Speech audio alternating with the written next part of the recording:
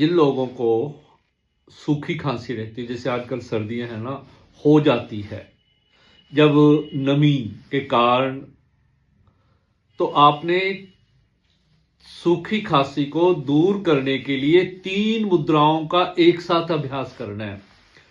सूर्य मुद्रा, फिर उसके बाद जल मुद्रा और उसके साथ आकाश मुद्रा। इस प्रकार सूर्य मुद्रा, आकाश मुद्रा और जल मुद्रा। ये तर्जनी को सीधा रखना है। इस प्रकार लंबे गहरे श्वास लेने हैं।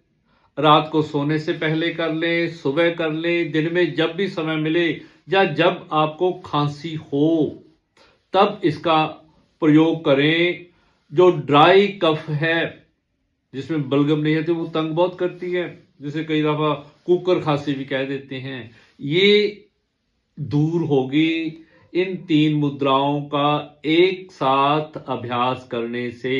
ये 3 उंगलियां, 2 उंगलियां अंगूठे से टच करनी है और तीसरी उंगली को अंगूठे से दबाना है। करके देखना, आपको जरूर राहत मिलेगी इससे।